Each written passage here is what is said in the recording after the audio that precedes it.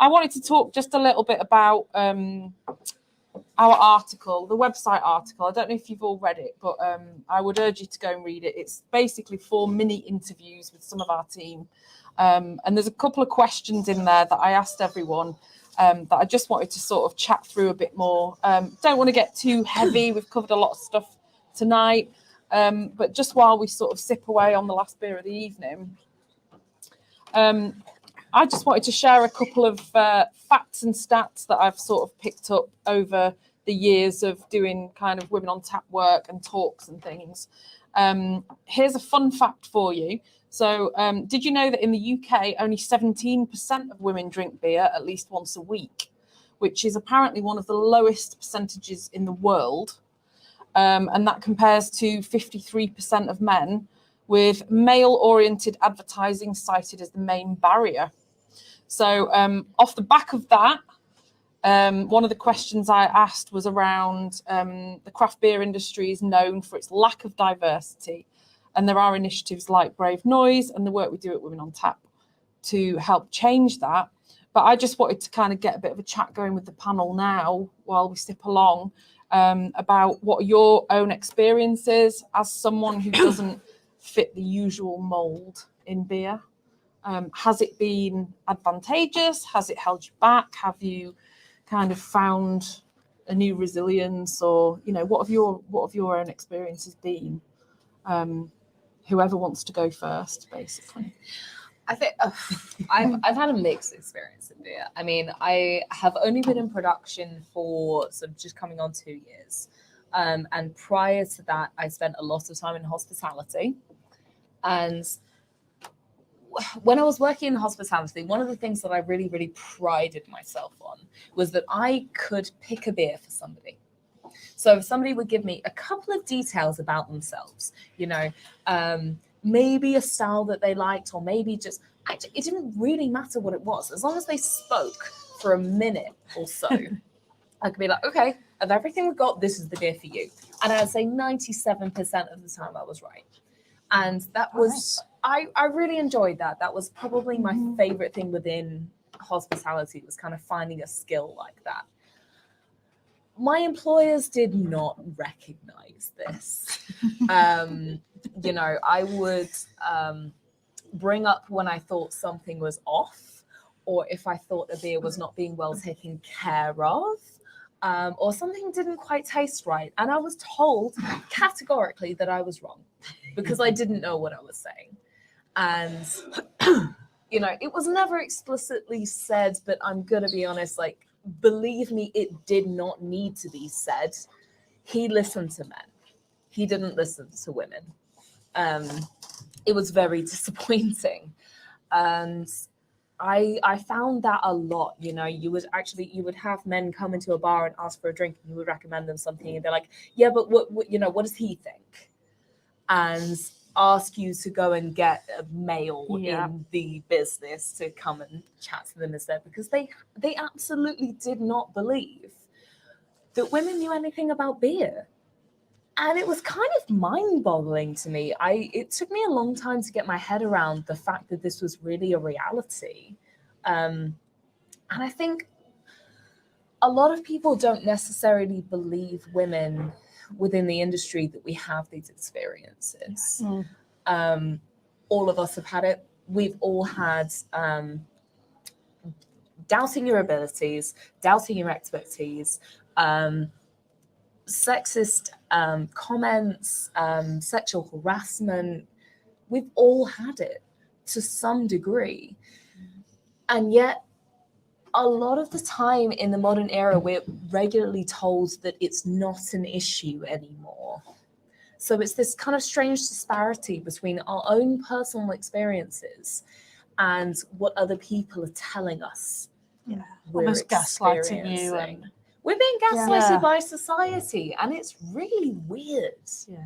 So, I don't know. I think beer is a strange experience. The drinks industry within itself has a lot of work to do. And then beer specifically being this whole kind of male market. I mean, you can watch beer adverts from 10 years ago, which realistically is not that long ago. Don't recommend it.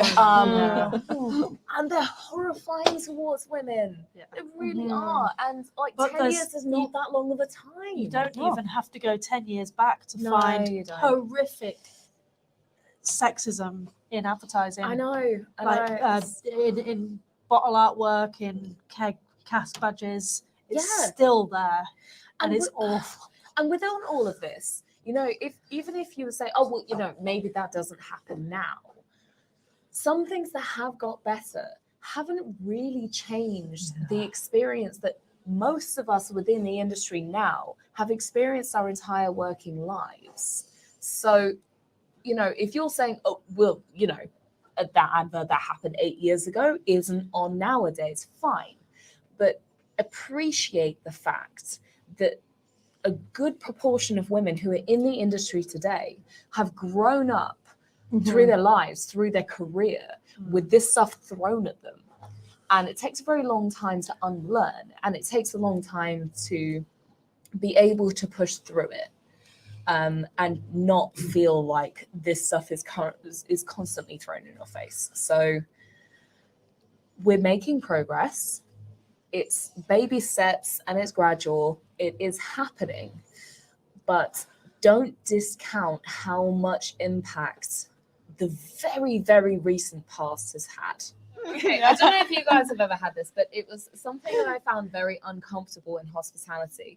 Is I felt like sometimes I would recommend something and somebody would say something to me like, I'll take that recommendation because you're pretty. Oh. Yeah. And that has always been a very difficult thing to navigate, I think, because you don't want to insult a customer, you don't want to put somebody off, and you want to kind of thank them for, taking a recommendation. But you also want to let them know that that's not okay. Yeah, exactly. Yeah. I didn't say that, for a visual compliment, and I would prefer to be appreciated for my actual knowledge that I do have, not because you like how I look. And that's always been a very uncomfortable thing in hospitality, which, to be honest, is now within production something I don't have to deal with, and I am so happy about that. I feel That's like a very nice change. I feel like from when I was in hospitality to then going into a bit more in depth of the brewing industry, when I joined the brewing industry, there was a big jump on that. Like a lot of people, I felt, especially in the brewery team, were like, I didn't feel anything like any boundaries to do with my gender or anything like that, because of how diverse the team was in general. But also it was just the team that was there that were very accepting. They were very open to what I had to say rather than what I looked like, maybe like whatever my sexual orientation was or anything like that. It was just more, I knew that they were keen to what I was wanting to say, and that I think that's quite an integral thing of why I'm probably still here today, from what I also stand for as a person. From a personal point of view, I'm quite lucky because I've never worked directly in hospitality. A lot of what I do is by email or text or digital media. My biggest gripe is that my name's Sam, so people assume I'm a dude all the time. And until I get to know them, but I've put my pronouns in my email signature. Great. But it's a tiny gripe, and compared to what other people go through, it's so insignificant. But it's just the point that it's assumed that gets to me. And don't underestimate that, because if it happens once or twice, it's like not such a big deal. I laughed it off. But if it's absolutely consistent, that the majority of people that you interact with assume that you're a man, there's something behind that, and you know that there is. I just sign off my reply. Kind regards, Mrs. And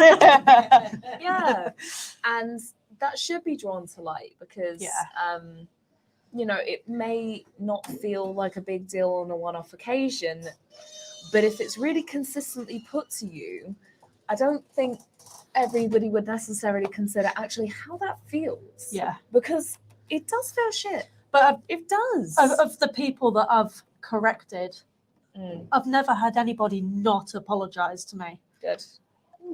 And then we just move on. Yeah. And it's cool.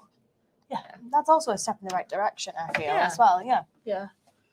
And actually, you making it, because to be honest, you wouldn't have to make people aware. Yeah. You could just carry on with it if you didn't feel like dealing with the hassle. But making But I people aware. want people to know who they're talking to. Yes. Because part of my job is forming a relationship. Yeah. And I think it yeah. will make people reconsider. And then the next time they get an email from somebody with a gender neutral name, they won't will assume. go, Yeah. oh, actually, am I assuming the wrong thing Yeah. here? And you doing that and instigating that kind of conversation will create positive change for the next people involved in the same sort of conversation. So again, this comes back to the point of speaking out, talking about things, and addressing people as and when you can, when you feel comfortable, when it feels like a safe space to do that. Have these conversations with as many people as possible.